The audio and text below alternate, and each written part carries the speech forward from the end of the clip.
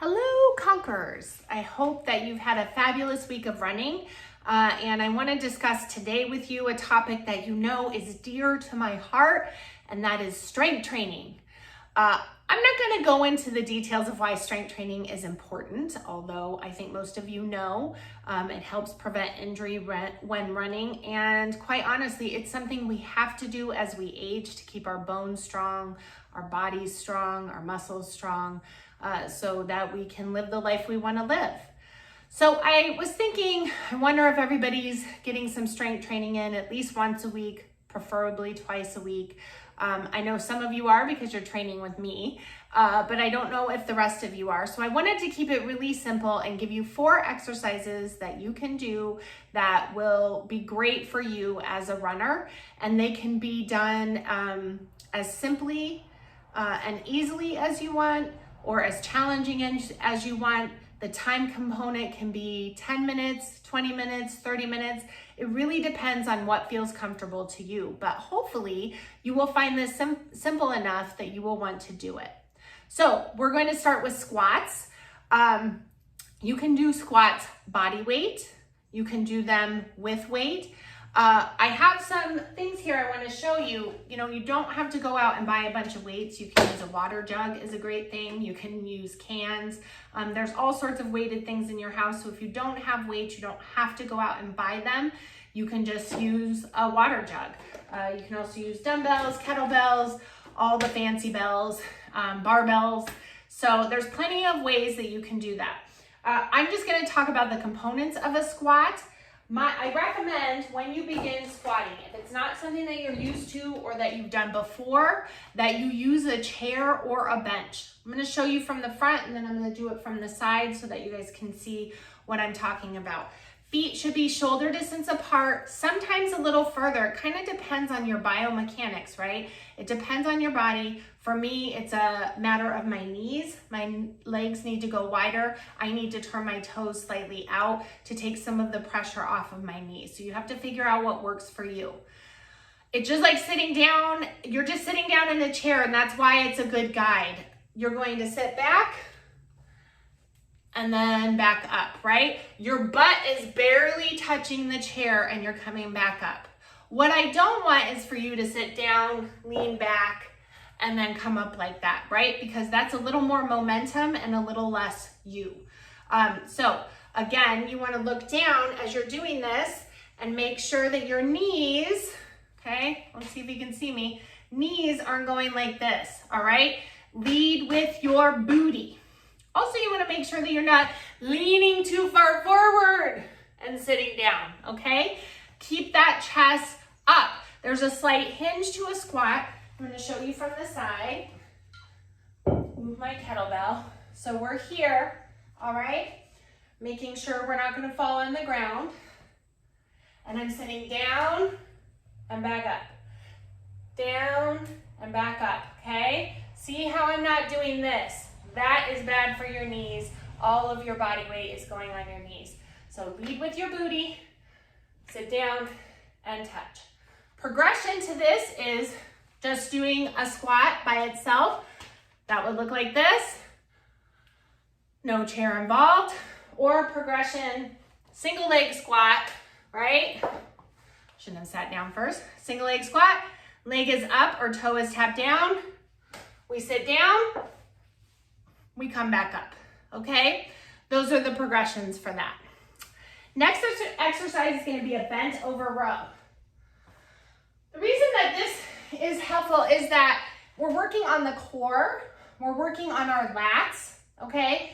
These may not be muscles that you think are important when you're running, but remember, running is not just about our lower body, right? Our torso, our core, our lower back, our abdominal muscles, our arms, our shoulders, everything's involved in running. And we want to make sure that we're strengthening the upper body as well. So you're going to find a chair, a bench. You can either go down here, but you want to be able to maintain this position. Flat back, shoulders are back, gaze is in front of you. Okay, if you can't maintain that position that far down, then just find something a little higher. So thankfully for me, I have this bench here, so you would just go here. So when you get into this position, feet are flat, knees are soft. Just means they're not locked. We don't ever lock our knees. We're gonna get that flat back. We're gonna roll those shoulders back. You've got the weight in one hand. Again, you can use a water jug, or you can just do these body weight, or you can do them with a band. You would just stand on the band and pull. So this is what this looks like here. Okay, straight back. While you're doing these, you want to make sure to keep that navel into the spine, keep that core braced. Just going to show you from the bottom here, same position, little lower, little more demand on the core from that position. And really how you would progress that is to increase the weight, all right? That's how you would progress that exercise. You can also do single leg rows, but that's a quite challenging and advanced move. So for now, I would say just increase the weight if you want to increase the challenge. Deadlifts are going to be next. I'm going to move the bench. Deadlifts are very important as a runner and just in general, because what it does is it kicks those glutes and hamstrings into overdrive, right? It wakes them up and gets them involved in what we're doing. So a deadlift, we're gonna start with the feet. Feet are planted, toes are forward, okay? Knees are soft. They're not gonna bend much more than this. And I'm gonna do this from the side so that you can see me. You're gonna hold the weights in front of you. If you're holding a kettlebell, then you'll hold that. You can hold just one water jug or two. But you wanna go a little heavier here because your glutes and hamstrings can handle a heavier weight than when you're doing squats. You're gonna roll those shoulders back, okay? Drop them down into that relaxed position, good posture, and you're gonna keep your gaze up. And by up is just keep looking in front of you. Look at the camera if you're doing it on camera. Look at the mirror.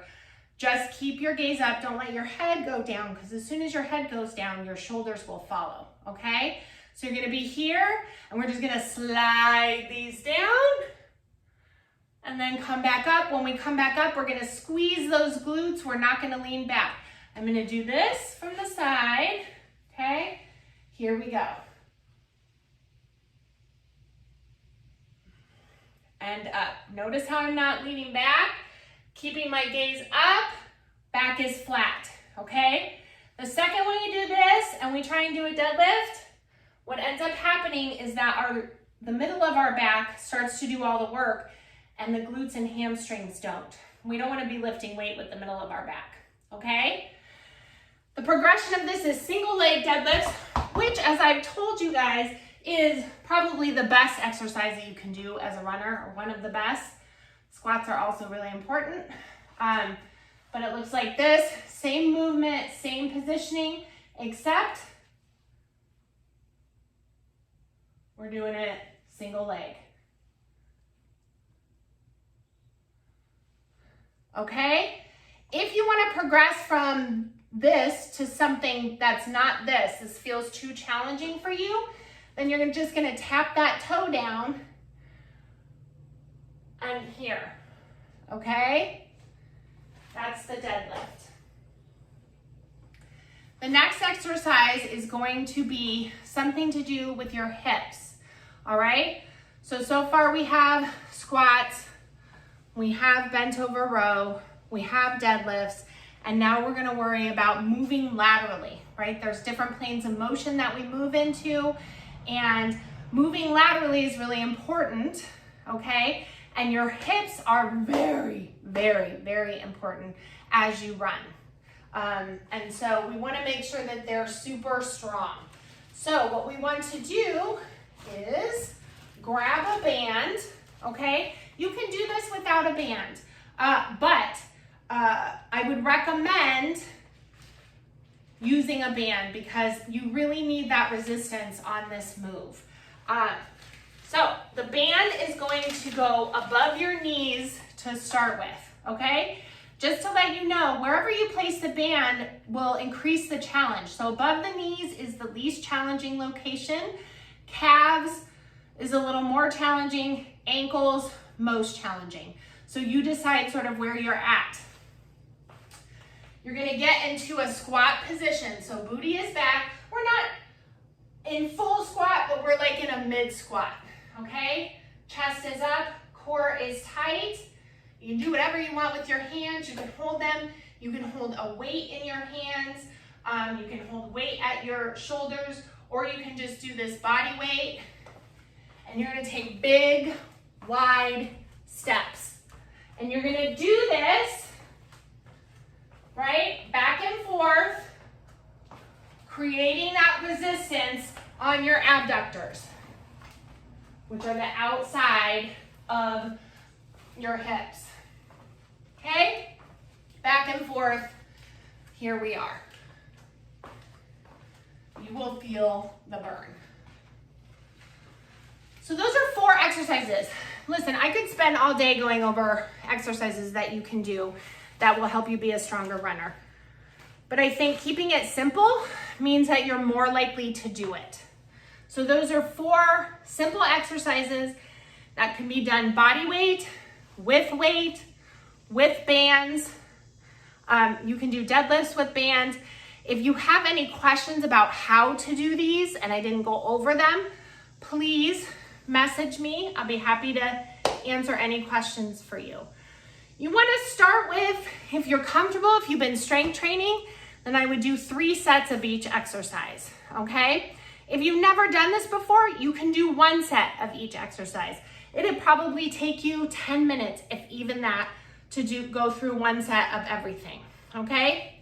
The recommendation is at least 2 sets, but if you've never done anything, again, start with 1.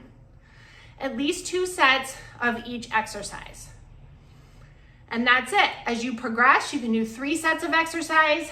You can do up to 4 sets of each exercise. You can increase the weight.